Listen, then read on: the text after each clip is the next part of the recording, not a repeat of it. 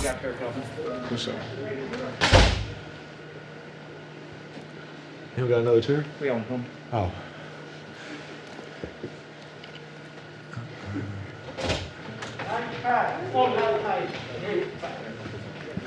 You started, Book.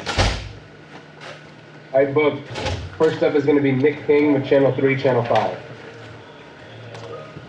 Devin, one, what do you think of the look? How's the nose feeling, and what are you seeing looking into the camera? But secondarily, running that play, was that executed perfectly, and just the faith in DeAndre to call that for him? I honestly forgot the first question. What was the first? Just your nose. Oh, yeah. I mean, it feels better now. Feels a loss. I think it hurt a little bit more, but it's good. Just about to go get some scans, probably get a mask ready. And the play, man, that's just execution at its finest. Took everybody, Jay passing it, DeAndre setting his man up, Coach Monty, believing in him and believing in us to run that. So, it was a big play for us, and anytime you can come out with a win in the playoffs, especially in a close one like that, I think it's big for your momentum. Next up is going to be David Brandt with the Associated Press, and then Kellen Olson. Hey, Devin, I'm over here. It seemed like in those last couple of minutes, you guys got a couple tough breaks. It seemed like every call was going against you. Like everything that could have gone wrong. Seemed like that, didn't it? Yeah, was going wrong.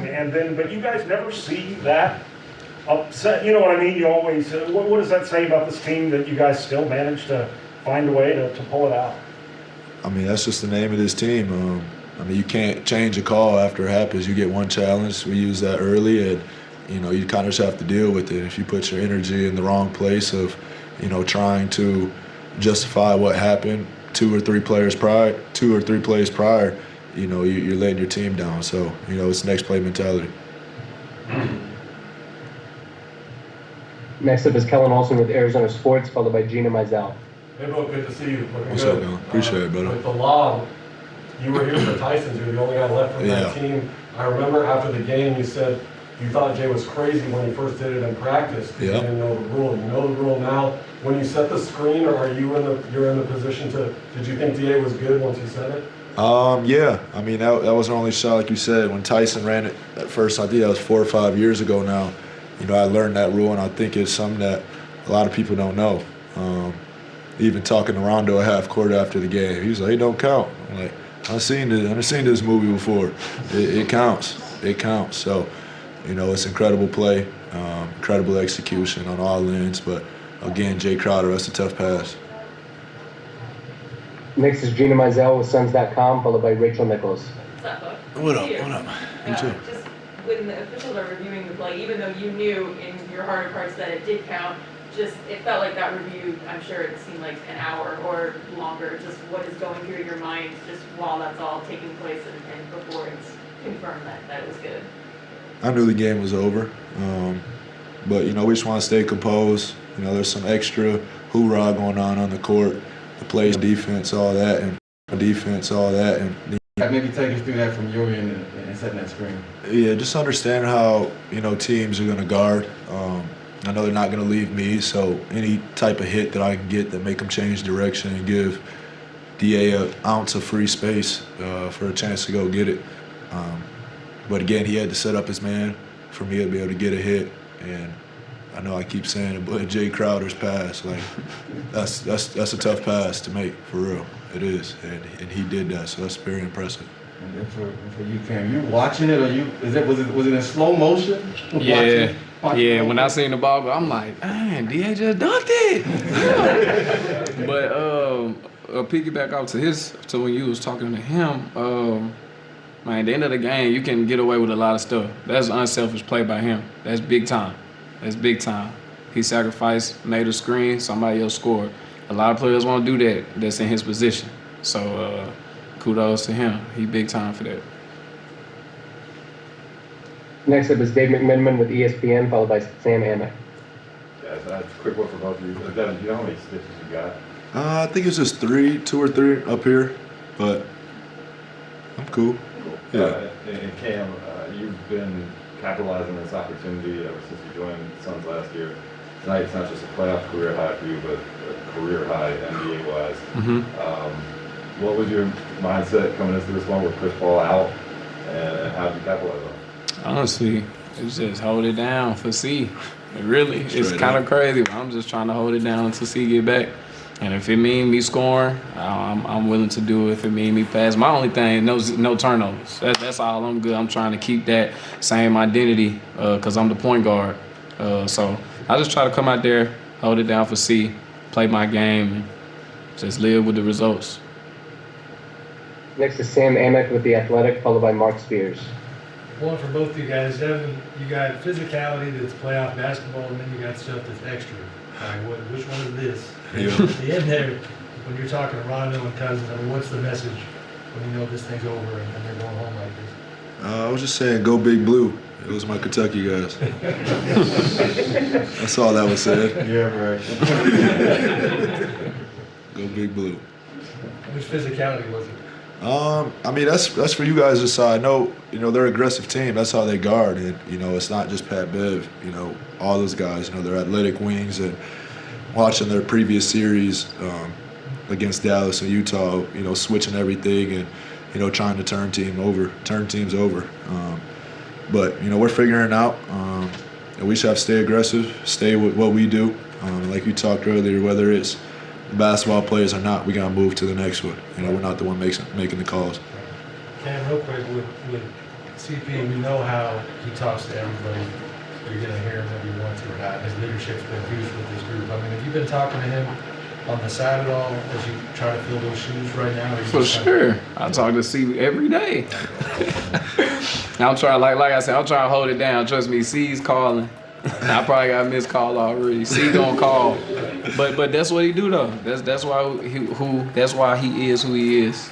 Like he comes to communication. A lot of people don't do that, especially in his position. A lot of people don't do that. His communication at a high level, and that's big time for our team. Next up is Mark Spears with ESPN, followed by Richard Sines. So Devin, my first question, the coach writes a playoff. Do you really believe that it could happen? Or do you like, well, let's see. The play? Yeah, of you're course. walking off No. to the court. Yeah, I believe it can happen. I done seen it happen. I done seen the play happen before. And just understanding, like I said, how they're going to guard me. I know they're not going to leave me.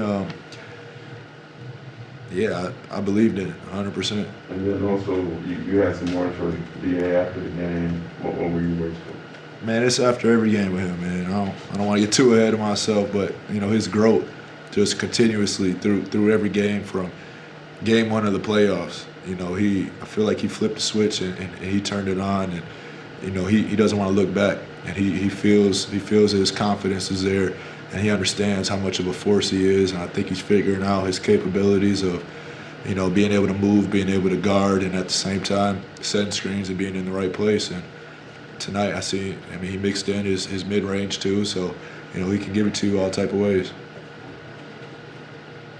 Next up, Richard Sines with Fox 10, followed by David Aldridge. Yeah, Devin, I just wanted to ask you, kind of on that DeAndre Ayton theme. It's only fitting that today was the NBA draft lottery, and how cool was it to see, a guy that you've seen grow up before our very eyes, a guy that you've been hard on because his potential come up with such a big play. I mean, it feels good, man. I mean, he's been working. When you see the work behind the scenes, it makes you feel that much better when you see somebody successful. So, it always hasn't been sweet. The times always haven't been good. He's went through some things in this league, and he's just continued to get better, mature himself, and he's a dominant force on our team, and we lean on him for a lot of things. We got time for three more. Next is David Aldridge with The Athletic, followed by Chris Haynes. Book, you set a million screens in your life, a million picks in your life. In that particular situation, though, time, score, all of that, what are the mechanics of making sure you get your body into Zubats, that you don't push off so that there's no chance they can call an offensive foul or anything? What are you trying to concentrate on in that situation? Kind of like Cam said, it goes down late game situations. You can get away with a little bit more. But I know if I could just make him change the direction, or at least take a step under to give DA a chance to get his feet together, or if he was going to chase over, I knew my man wasn't going to leave me. So I tried to get the angle underneath him, to give him a clear lane to the rim. And do you, I'm sorry if you, I don't think you answered this before. Have you ever screened for somebody on a game-winning basket before? I haven't thought about that one. Not to my recent memory. Not to my recent memory. If I wasn't slipping out of it to come to the ball, I don't know. So, that might be a first. Final two questions are going to be Chris Haynes with Turner and Mark Medina. Book, it's a moot point now, but the offensive foul that they ended up reviewing on Pat, like the ref didn't call a foul. Yeah. Anything like, was that something that I've never seen before? Yeah. Yeah, I've never seen that. I try to get an explanation. I don't know. So I guess like if he went back and reviewed the call, and I guess happened to show that it was an offensive foul, I guess you just guys get the ball back on the sideline. Well, I was more disappointed because we had a wide open shot in the corner.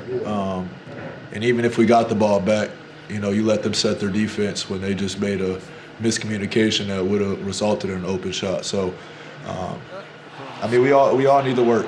We all need to get better and just taking ownership in it. We miss an open shot. If we miss something on our team, we come in, we say, my bad. We don't come back with 100 excuses. We just move on to the next one. So, that's all we're looking for out there is consistency and, a fair chance to play. And that's what we're doing. But to answer your question, I didn't understand that one. Final question is Mark Medina with USA Today. Hey, Devin, good to see you. If you don't mind me following up on the Clippers' physicality, how do you see it? To what extent do you just chalk it up to playoff basketball versus it being extra? That's on the refs to decide. I know, we have a team over here that, if teams are trying to play junk defense like that and take me out, the campaign will, he'll kill you. He'll go after you.